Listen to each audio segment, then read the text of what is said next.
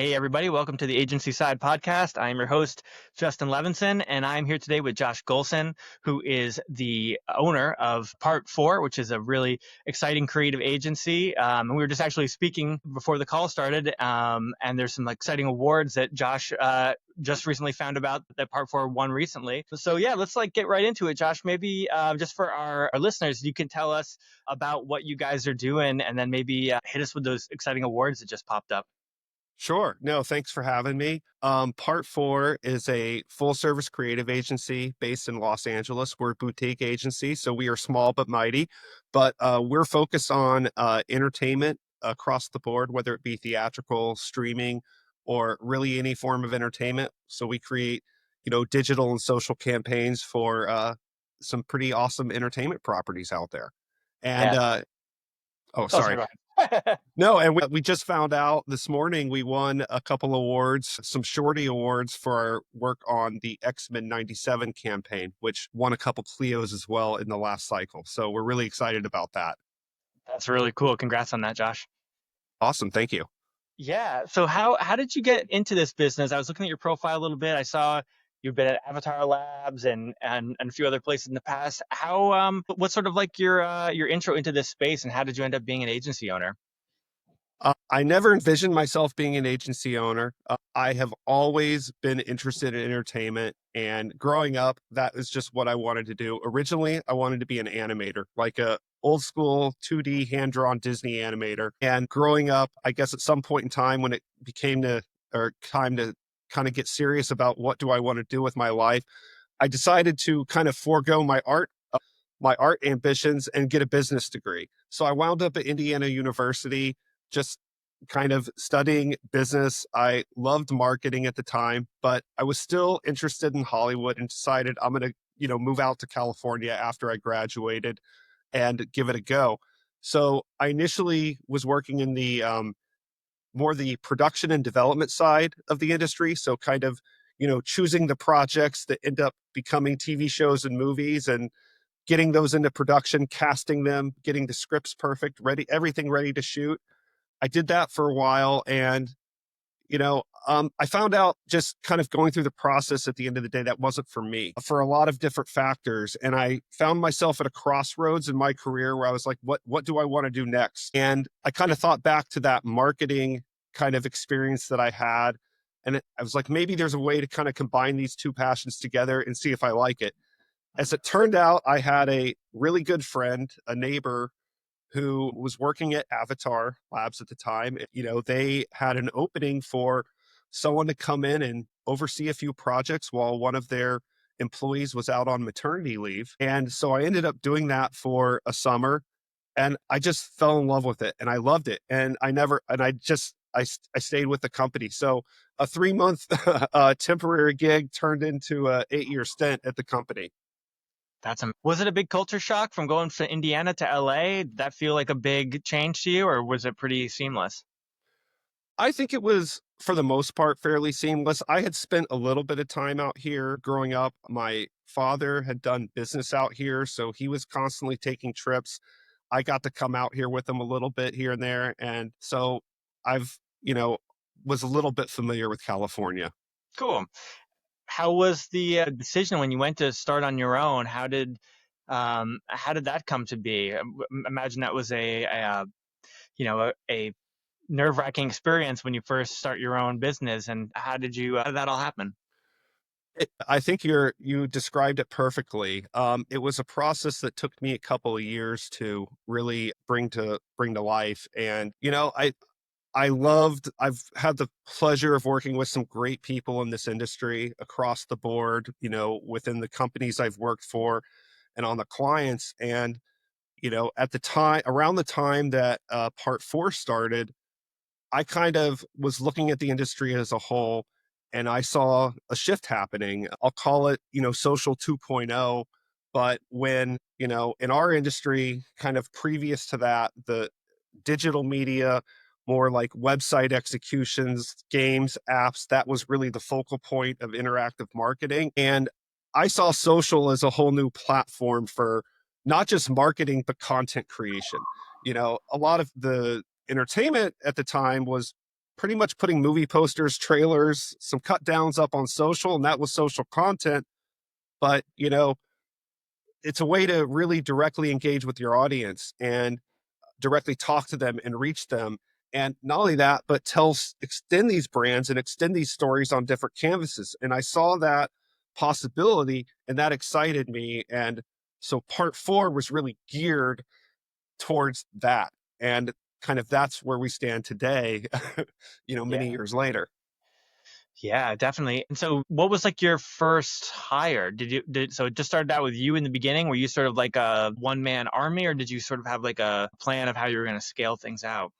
No, so, I mean, any good business owner will tell you everything starts with the business plan.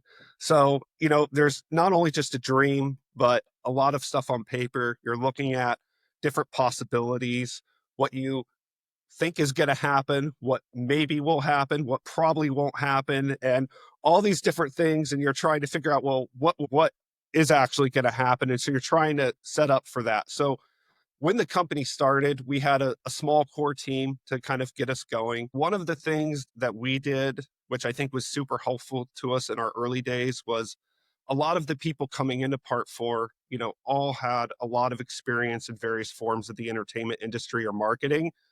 But, we were coming together as our own team for the first time.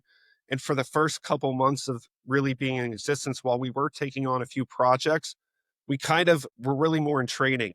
We were kind of, coming together and getting everybody used to working with each other, but doing mock campaigns and trying to making sure that we got all of our kinks straightened out before we went to our clients and said, hey, we're ready to take on this major project for this, potentially huge property. Yeah, I've actually never heard of that before, a mock campaign. So that's just you're practicing as if the brief came in and how you're going to do the whole thing. How does that look? Yeah. So we're, doing drills with our team. We're, Love it. making sure that, kind of our designers are understand what our art directors are looking for and that everybody is working well together. Our team and our producers are working together because at the end of the day, I think any successful campaign, regardless of scale, regardless of which, what brand it's for, is all about teamwork and, those various capabilities or, trades coming together to create something bigger and better than what anybody dreamed up of their own. Yeah. Maybe you can tell me a little bit about the campaigns that you said that you were talking about that you won recently and how for the shorties and how those kind of came to be. I'm curious about that. Thanks for tuning in, folks. This episode is brought to you by Coming Up Creative, a relationship first boutique creative recruitment agency. We disrupt the creative ecosystem by running sophisticated, multi channel campaigns with custom video and voice outreach that actually gets responses. We actively market the agencies and brands we represent to help them stand out to today's industry's top talent, all backed by real human connection and AI powered targeting.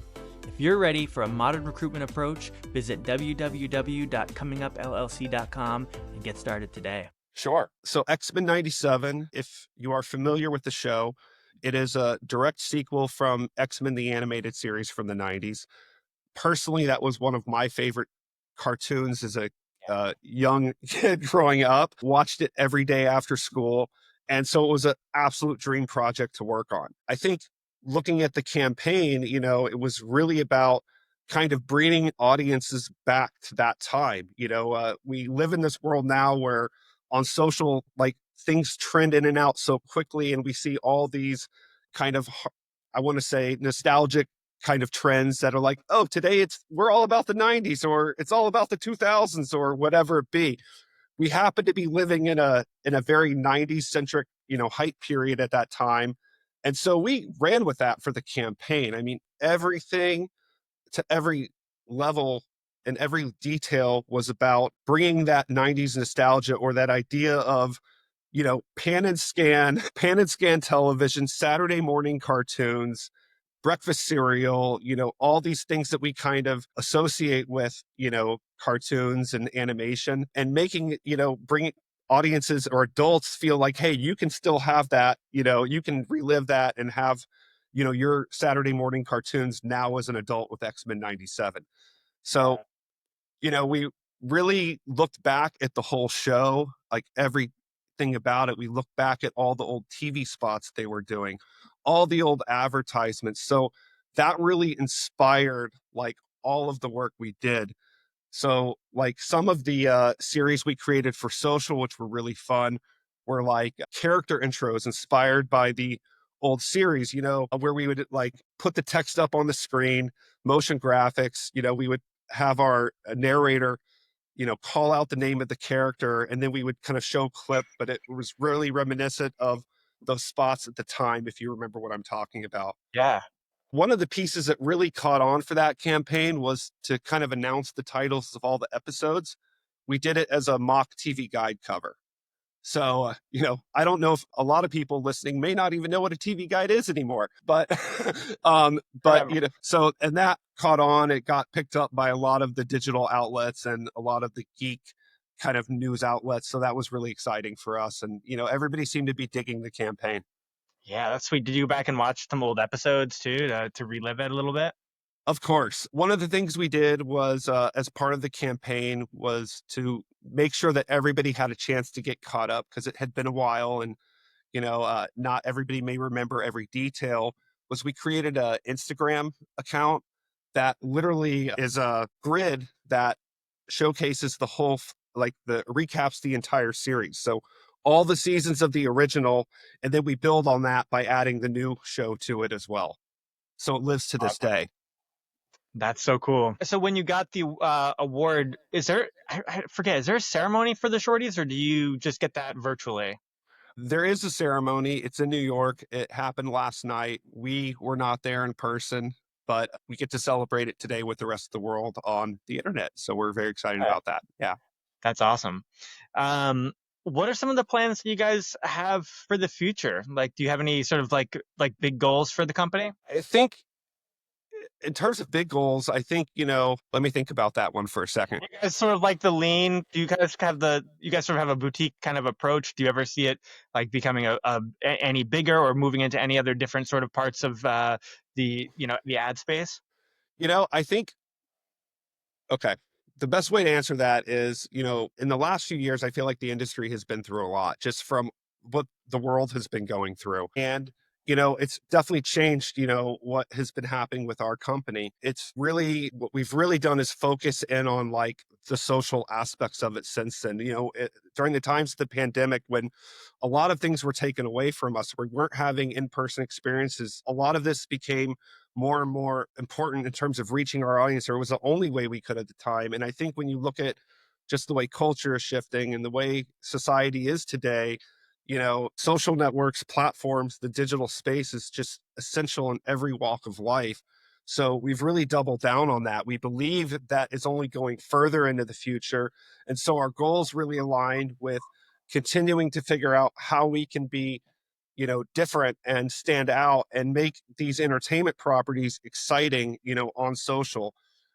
you know, we feel really fortunate that we get to represent some of these really awesome major entertainment brands. And our kind of goal is to, for everybody out there that's a fan like us, we want them to really enjoy that experience, to enjoy the campaign, to get the nuance of it, to really be excited about the product, the show, the movie that we're promoting.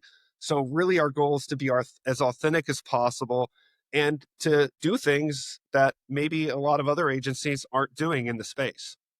Yeah, that's pretty cool. I mean, it sounds that the X-Men thing sounds fantastic because it's like it was already like a personal interest of yours, something that you already like, which must have really obviously why it worked out so well and was authentic. Are there times where you have to sometimes do campaigns that maybe are not quite as exciting to you, but still have to put that same life and energy into? I mean, everything. I wish I can't honestly say I'm a fan of everything we work on. I'm a fan of a lot of things we work on, like Star Wars, for example, but I'm not a fan of everything. A great example is one of our recent franchises that we work on is One Piece live action with our friends at Netflix. I'm not sure if you're familiar with the One Piece brand. It's based off of an anime manga property. It's the biggest in the world. If you don't know about it, you should check it out. It's amazing. but I had no idea what it was prior to going into it. I had seen the symbol, I was familiar with their icon, but outside of that, I had no idea. So to get into that project, I had to familiarize myself with it. In doing so, I actually became a fan and I loved it, and it was worth every second of it. And I probably dived into it way deeper than I even needed to do the work. Yeah, But, it works out that way too. But that's I super cool. think when it is something that, I'm not personally a fan of, or other people at the company aren't, we're always trying to find those hooks into the campaign. What are we trying to do here? What makes it different? What makes this proper unique? Why do other people like it? There's so many fascinating aspects that we look into to kind of create these campaigns. So really being a fan is it sometimes make it more fun to work on, but it's not a prerequisite. What are the turnaround times typically when you get a job to when it's completed? What's sort of the rough estimate on those? Oh man, that it's hard to say because it's all over the place. Sometimes that could be a couple years. Like we're thinking about some things that maybe are coming out late next year right now, but we're also thinking about things that come out in a couple weeks or in a couple months. So, the campaigns vary depending on the type of work that we're doing. Yeah. Do a lot of them just come in inbound based on, you know, previous relationships or work that you've done for the client in the past? Or do you guys do a lot of like outbound approach, like reaching out for new business or how does that look? It's a little bit of both. We do have a lot of great relationships and a lot of great partners. We do get a lot of referrals that way, but the industry is constantly shifting. People do move from one job to another. And so outreach is a part of it. We're constantly trying to diversify ourselves to kind of work with new companies. We love to challenge ourselves too. And that's one way that we keep challenging ourselves. That's cool. Well, one thing that some of the viewers may know about me is that I'm a music nerd. Typically, I am in my room, that my studio, with all my guitars behind me. This is one of those rare instances where, in my home, we have like three different people working on my house right now. One is redoing a bathroom, and the other one is like trying to find it, which is exciting for our listeners, a mysterious smell in my studio that they're trying to investigate, which is really exciting and disgusting. But I'm really excited to get the clarity on it. But to the point, I'm always very interested in music and always interested in how that plays into different creative agencies. And I was just curious, do you guys use a lot of music? And if so, how do you choose it? And if you don't, what kind of music do you just like yourself personally?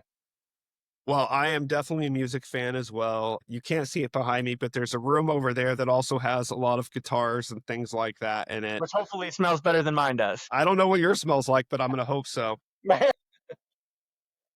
given the circumstance. I think music is a huge part of it's a huge part of the film making. It's the medium. They go hand in hand in a lot of ways. So it's a huge part of the campaigns we work on. For us, we don't do a lot of original music. It happens occasionally, but when we're working with a brand like, again, Star Wars is a great example. That music itself is so iconic, so we're finding ways to use that, across our campaign to bring about the feelings that that music gives you when you're watching the film. We want those same feelings when you're looking at our materials or engaging with our assets.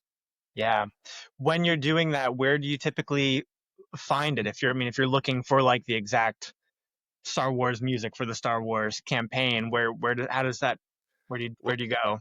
Well, it's a little bit complicated, but to kind of say it simply is, there's different legal rules revolve it, around everything. So, that's the first place we're going is what is okay to use on a marketing campaign for a specific title.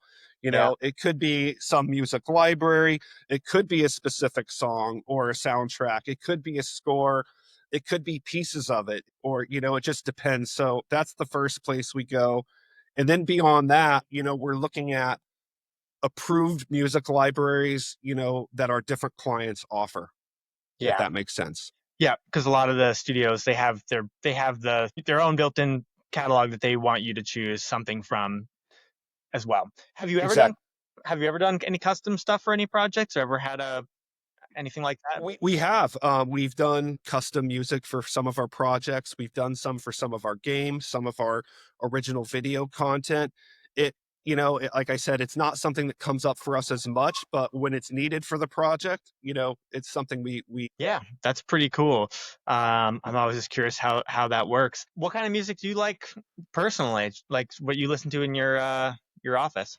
our office is pretty eclectic because we let different people kind of choose what's being played there. So we get lots of different likes. Me personally, Um, I I would say I'm pretty eclectic. I love a lot of rock and roll, a lot of hip hop, a lot of classic rock. I love a lot of like scores and soundtracks. I have a huge collection of both albums and scores and soundtracks, so I love to go into all that stuff. Um, but yeah, I'd say a few of my favorite. I love the Flaming Lips, for example. I'm from Oklahoma City originally. They're kind of like the hometown band. Nice.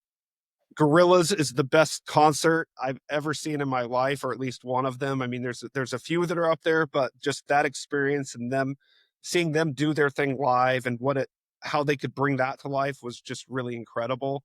When I Yeah. think about some of the all-time like concerts and stuff that I've been to, but Yeah. living in Los Angeles, you get a chance to see some pretty incredible things here.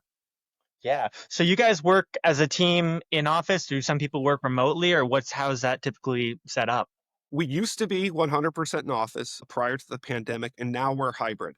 So we have an office, but people kind of work in and out. It just depends on the day, what's going on. There are certain projects that we work on for security reasons that require in-office work, and so we just allow that flexibility where we can, and depending on what's best for our clients or our projects. But one thing that I think has been really great for us as a result is by going to a hybrid situation and with some of our jobs, it's allowed us to look outside of Los Angeles. And so we've been able to recruit talent from all across the country and give people a chance to maybe work in the Hollywood industry that never thought they would by not being located here. But it's Yeah. also allowed us to just find talent that is outside of our typical talent pool. And there are some incredible people out there just around this country, of course, and around the world doing amazing work. And we're fortunate to be able to work with some of them. It is very interesting, like the pandemic, how it changed a lot of the way workflows happen with companies. Also, from the security side, which is a huge thing because obviously we're dealing with really sensitive materials. And now also it became people had to do all that from their home, and then you had to find a way to protect it and to not have those things get leaked and have clients lose millions of dollars. And now, but at the same time, yeah, everyone's out. You can hire somebody from any part of the world now. So in a way, it's just really fascinating to me. What do you typically look for in people when you hire them? What are some qualities that are important to you? I mean, I think we're looking for passion. Like, I think that's one of the words we always use to describe our agency and our employees is we all have not just a passion for the things we work on, but what we do, our craft, the digital social medium, and we're looking for people that share that passion. We're looking for people that we think have great ideas, that have promise, that have talent, that you know people that bring something to our mix. You know, we are a small company, but we represent some of the biggest entertainment brands in the world, and these are global brands that have fans all around the world of different, any different makeup you can imagine of a human being is a fan of these properties. And so to represent these properties to all those kind of people, we have to be as diverse as possible to be able to do that. So we're just always looking for anybody that brings something new to our mix, that excites us, people that we love working with, and that we just want to spend time around because we all spend a lot of time around each other. Yeah. Yeah, that's cool. Yeah, I feel the same way when I'm hiring people. I definitely that enthusiasm is definitely an important thing to have, and just really a good energy. But yeah, I mean, there's a ton of different things. Good communication is always one that I've been like I gravitate towards. Just something that's always been important to me. It's cool. It's Oh, sorry. key. Communication is key, especially in a hybrid world or a remote working world. I mean, it's a different workspace when you're not passing someone in a hall or at their desk, and now Yeah. you have to go out of your way to, kind of have some of those daily encounters. Yeah, and just like kindness in general. I think I like in terms of communication. Like as a leader, I try to give like two compliments before I give a criticism kind of thing. Like I always try to operate in that sort of as a leader to keep the energy. And yeah, I mean, it's weird that in a hybrid remote world, I still think you can feel energy through like even emails. Like you can feel like if I am speaking with another leader in the industry and they're emailing me back, you can kind of hear in the tone, like I don't know, this guy might not be treating his employees very well if he's treating me like this. You know what I mean? You kind Mhm. of so I mean I'm all about I'm not a copywriter by trade, but I do put some thought into just how I communicate with everybody because it's creative. We're all doing creative stuff, and you have to sort of be vulnerable. You have to be able to have open dialogue. You have to have a collaborative environment. And if people feel like they're being stifled and they can't contribute, then like the whole thing is going to fail. Well, 100%. I mean, we all believe it's kind of one of our internal mottos is a good idea can come from anywhere. And we believe that. Not every idea is right or not everybody is necessarily on the right train of thought all the time, but even a kernel from something that may not be in the right direction can be turned into like what becomes your greatest part of your campaign ever at the end of the day. So, we try not to stifle thought on any level. Everybody is allowed at our company, anybody who wants to engage in the ideation process is allowed to, whether they're again a copywriter, a designer, an editor, an animator, a producer, or community manager. It doesn't matter if they want to participate and they are passionate about it and they have ideas to share. We want to hear them. Yeah, that's an excellent thing because yeah, I talked to a lot of people in the industry, and there are a lot of people that they don't feel. That's one of the main reasons why people leave the companies they're at. I mean, it's for a couple things like lack of growth. Obviously, that's a big one, but not having creative input is definitely something I hear from a lot of people when they just feel like they're just they're just part of the machine, but they don't get to say anything. So it's cool that you guys are offering that. I think one of the biggest challenges for us has really been it's more about like spurring participation or promoting it because like we are a lot of the people at our company we are fortunate we have a core and a lot of our employees have been together for a very long time. I mean, our company's 11 years old and the majority of our employees have been with us for 7 to 9 years at this point, which is pretty crazy. But with that, it is hard for new people to kind of feel comfortable jumping into that mix or certain people when you've worked or been around people for so long, you almost communicate telepathically. Yeah. So how do people kind of understand that and then jump in? They don't always feel comfortable. So we've tried a bunch of different methods, but it's really about we've currently kind of found this nice balance between, I want to say, both like meeting participation and like certain documents that we use, but essentially this process that allows people, to participate, whether they're comfortable kind of in that session or, they can speak to their ideas, but it also gives them other canvases to give their ideas to us if they're not spoken, if it's just something visual they want to share, whatever it be. So we really try to, like I said, encourage participation on every different level. Yeah, I love that. For me, because I also do write music as well, and I'm always eager to co-write or collaborate with somebody different because I'm always like, if I'm writing a song or composing a piece, I'm always, I write a change. I'm like, of course I was going to do that. That's what I always do. I always go to that chord every time in this section. I really want to collaborate with somebody that's going to say, hey, no, you got to try going to that chord, and it's like, that is kind of cool. I like to do that. And my recruiting business, I also work with I have a recruitment coach. And so I'm part of a network of many different recruiters across the country that are in manufacturing and technology and all these different places that are so different from what I do. It's like it's kind of hilarious sometimes listening to how I communicate is so like shorthand, and then I feel like I'm just not a serious person when I look at the emails that these people send, and it's like, wow, like what am I? I can't get away with like let me know is like LMK in my world, and these guys are just like, it's another world away. But I appreciate getting that information to even learn from them and be like, oh, this is how you do things. Like, oh, there's a different way. There's some different tools that I can use. As an entrepreneur, I'm always like super eager to just learn new things. I'm always on YouTube all the time. I'm always trying to look for that next secret, that the secret sauce that maybe I can get a hold of.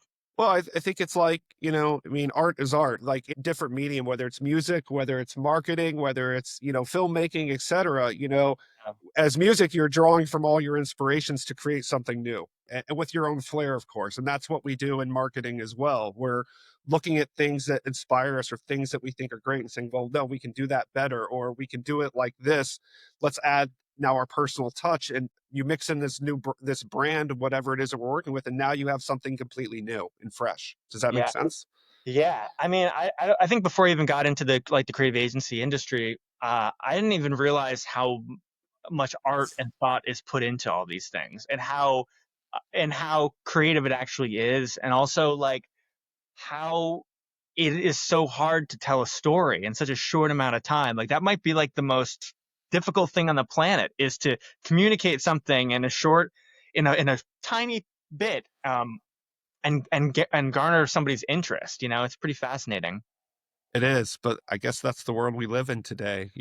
Those attention spans just get shorter and shorter. So we are constantly thinking, how can we, get our information to you in the quickest way possible, whether it be through a single engagement but it also could be through a series. Like maybe that story isn't all going to be told to you in, let's say, 7 seconds, but maybe the first little bit of it will unfold there. And then you have to follow. If we peak you, then maybe you'll follow along. Yeah, that's smart. I mean, you gotta.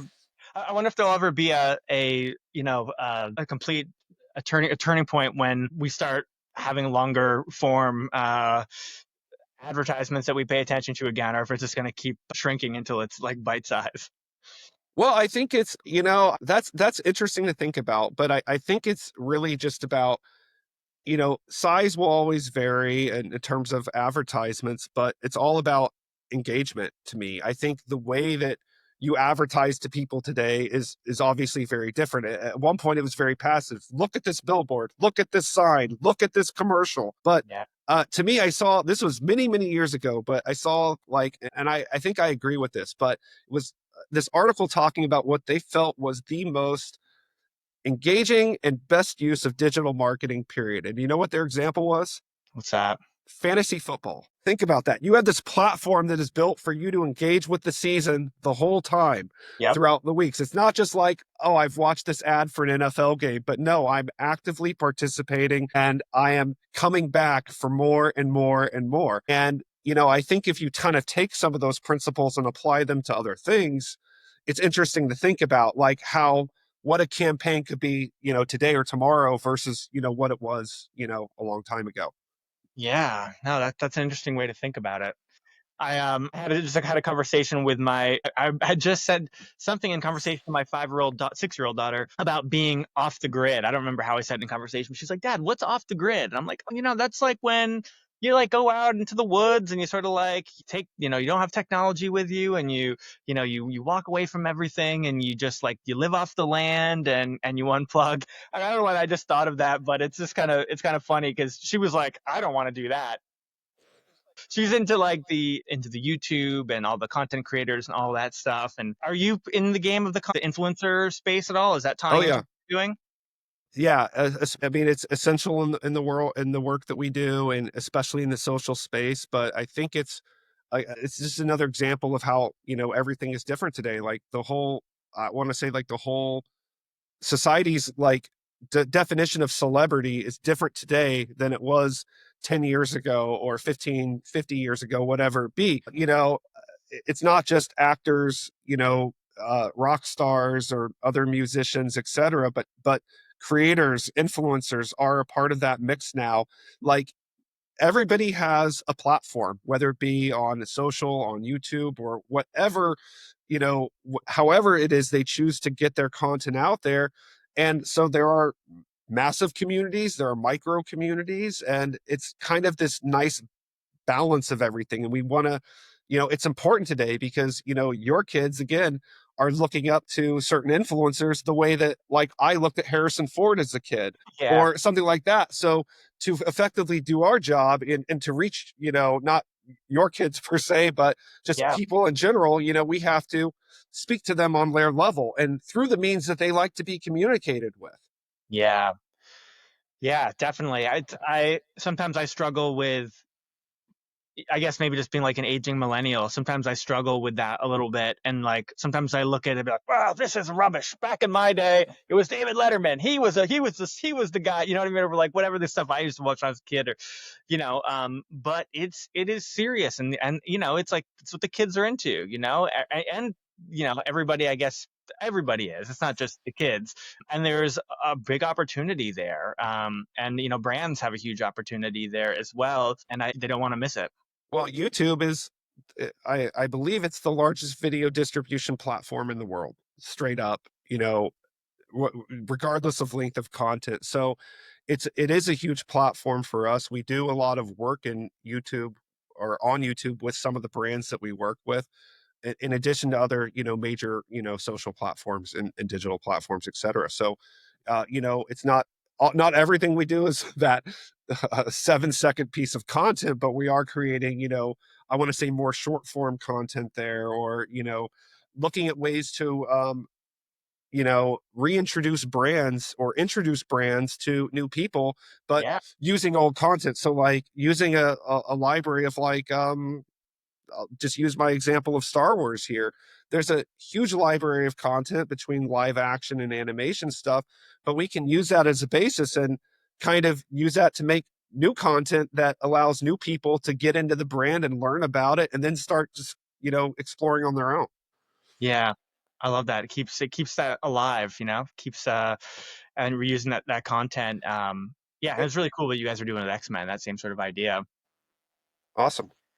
Yeah. I will have a couple more minutes here, but Sure. curious, outside of this particular space, do you have any other like personal interests of things you like to do? Yeah, I mean, well, I am I guess I'm a professional geek is the way to say it. So, I am a fan of what I do. I love going to the movie theater, watching, content, the things I love. I like going out into the real world and seeing people love I like going to conventions and seeing people interact with this stuff. I like, I do a lot of events and concerts, and on the side, it's something that I've kind of kept or, a little side dream I've hung on to since I've moved out here, but I enjoy writing. And so I do write occasionally, in my free time and just to work on my own personal passion projects. That's awesome, Josh. Cool, man. Well, I really appreciate you hopping on today and offering some value to the community and telling your story. And I hope we can continue to stay in touch and maybe have you back on in the future. Definitely. It was super fun, man. Thanks for having me. All right, Josh. Have a great rest of your week. Thanks so much. You too. All right. Bye.